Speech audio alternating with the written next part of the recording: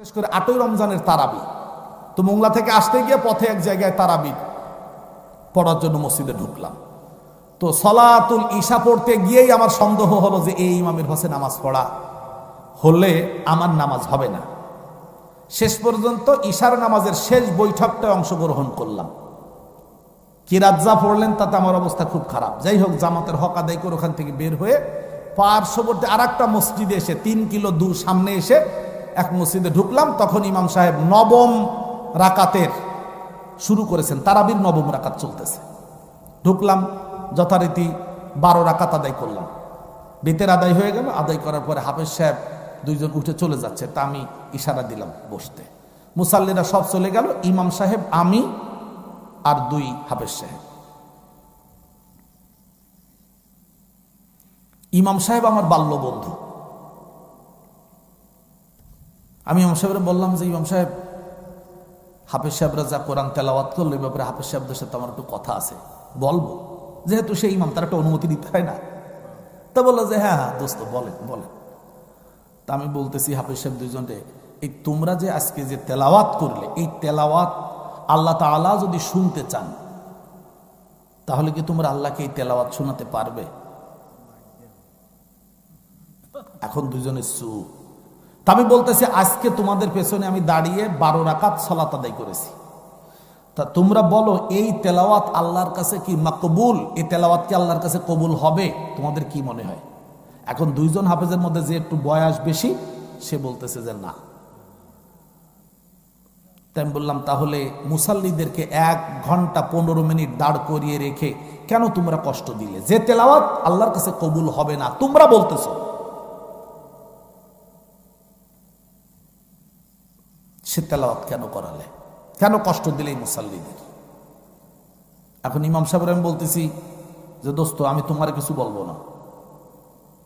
তুমিও হাফেজ, তোমার হাফেজরা যা পড়েছে, আমি তো হাফেজ না, তারপরে হাফেজরা পড়লে আমি বুঝি যা তেলাওয়াত করেছে ওরা সঠিক বলেছে, এই তেলাওয়াত আল্লাহর কাছে কবুল হবে না। আমি আপনাদেরকে এই কথাটা বলতেছি ওদের দোষ বলার জন্য না।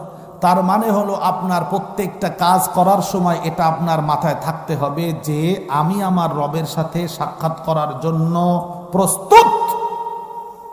আমি আমার রবের সাথে সাক্ষাতের জন্য প্রস্তুত। তখন বোঝা যাবে আপনি আল্লাহকে ভয় করেন।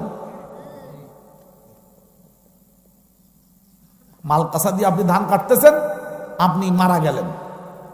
সাপে কাটলো, আপনি ওখানে মারা গেলেন মালকাসা মারা অবস্থায়। আপনি কি অবস্থা আল্লাহর সাথে সাক্ষাৎ করতে যাচ্ছেন? ফরজ তরককারী অবস্থায়। আপনার প্রস্তুত থাকতে হবে। আমি মোটরসাইকেল ড্রাইভ করি, আপনারা ভাববেন না যে আমি খুব সাহসী বা অনেক কিছু। সাহস কিছু আছে, এটা ঠিকই আছে, কিন্তু আমি সবসময় প্রস্তুত থাকি। আমার রব হয়তো আমাকে ডাক দিবেন, আমার রব হয়তো আমাকে ডাকবেন এখনই। আমার জীবনে রোডে ঘাটে বহু মানুষকে অ্যাক্সিডেন্ট করে চোখের সামনে গাড়ির তলে পড়ে মারা যেতে দেখেছি। সেই সব মানুষদের কাতারে আমিও ঢুকে যেতে পারি যে কোনো মুহূর্তে। এই যে সব সময় আল্লাহর সাথে সাক্ষাতের একটা ধারণাটাই প্রমাণ করে যে আপনি বা আমি আল্লাহকে, জোরে বলেন, ভয় করি। আমরা কি আল্লাহকে সবসময় ভয় করতে রাজি আছি? সবসময় প্রস্তুত আছি? ঘুম পড়ার সময় আল্লাহরে বলবেন যে আল্লাহ, আমি তো ঘুম পড়তে যাচ্ছি, তুমি মাফ করে দিও। এই কথাটা বলে তার ঘুমাবেন। ঘুম থেকে উঠলে আল্লাহ তাআলা বলছেন যে ওয়াসাব্বিহ বিহামদি রাব্বিকা হিনা তাকুম। ও নবী, আপনি যখন ঘুম থেকে উঠবেন তখন আল্লাহর তাসবিহ পাঠ করবেন, হামদ পড়বেন। ঘুম থেকে উঠে আলহামদুলিল্লাহিল্লাযী আহইয়ানি বা'দা মা আমাতানি ওয়া ইলাইহি নুশুর পড়ার পরে আরো দোয়া পড়বেন, সুবহানাল্লাহি ওয়া বিহামদিহি সুবহানাল্লাহিল আযীম। দোয়া পড়বেন। আল্লাহ বলতেছেন, ঘুম থেকে যে উঠতে পেরেছো, আমি যে তোমার ঘুম থেকে উঠাইছি সেজন্য তুমি আমার প্রশংসা করো, সুবহানাল্লাহ। আল্লাহ তাআলা বলেছেন, সূর্য যখন ডুবে যাবে ভাব, তার আগে তোমরা আল্লাহর তাসবিহ করো। ওয়াসাব্বিহ বিহামদি রাব্বিকা ক্বাবলা তুলুইশ শামসি ওয়া ক্বাবলাল গুরুব। যখন সূর্য উঠবে তার আগে আগে তোমার রবের তাসবিহ পাঠ করো, হামদ করো। আর যখন সূর্য ডুবে যাবে তার আগে আগে তোমার রবের তাসবিহ করো, হামদ করো। আমি এই কাজটা করি। কেন করি? ওই যে বিকেল বেলায় মোটরসাইকেল চালায় যাই, যেখানে যাই বিকেল বেলায় থাকলে একা একা তাসবিহ পড়তে থাকি, সুবহানাল্লাহি ওয়া বিহামদিহি সুবহানাল্লাহিল আযীম। আপনি ধানের আটি বলছেন, ধানের আটি বোঝেন তো? আপনার সন্ধ্যার আগে আগে আপনি আসরের নামাজ পড়েছেন, সূর্য ডুববে, কোনো কথা বলা দরকার নেই, বলতে থাকুন সুবহানাল্লাহি ওয়া বিহামদিহি সুবহানাল্লাহিল আযীম। আপনি গরু আনতে গেছেন মাঠে, আপনি ঘেরে গেছেন, ঘেরে জাল পাতবেন, ঘের পাহারা দিচ্ছেন, কোনো কাজ নাই, সূর্য ডুবে যাবে যাবে ভাব।